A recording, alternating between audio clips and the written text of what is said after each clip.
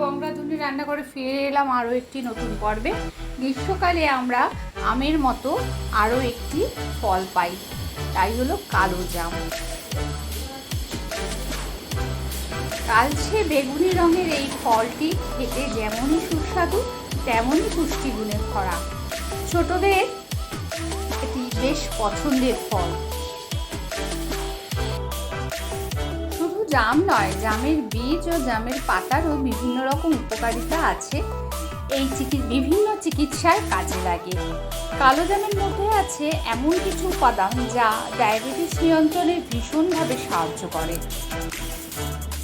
জাম রক্তের চিনির মাত্রা কমাতে সাহায্য করে। এটি ডায়াবেটিক রোগীদের শর্করা নিয়ন্ত্রণ করে, শরীর সুস্থ রাখে। জামে রয়েছে প্রচুর পরিমাণে ভিটামিন সি। আজকে আমি আপনাদের সামনে যে রেসিপিটা, আজকে রেসিপি নয়, আজকে যে পর্বটা সেটা হচ্ছে গিয়ে জামের বীজ। জামের বীজটা আমরা কিভাবে কাজে লাগাবো। জাম খাওয়ার পর বীজটা আমরা ফেলে দিই, অনেকেই জানে না যে এই বীজটা আমাদের কত উপকারে আসে।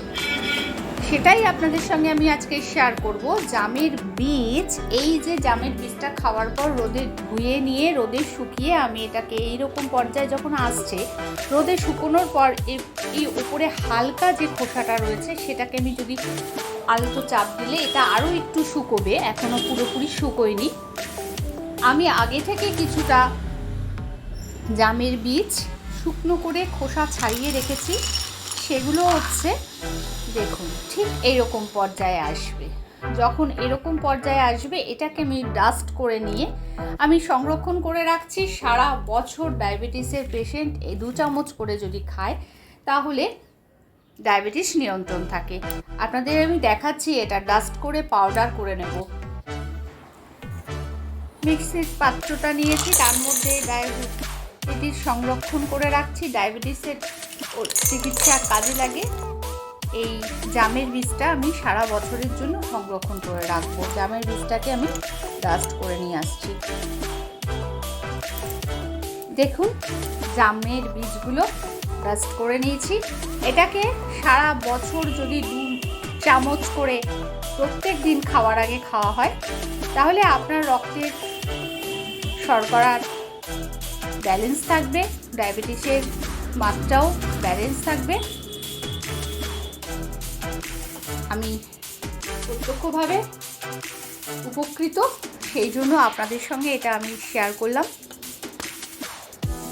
ছোট্ট একটা ভিডিও আপনাদের সঙ্গে শেয়ার করলাম।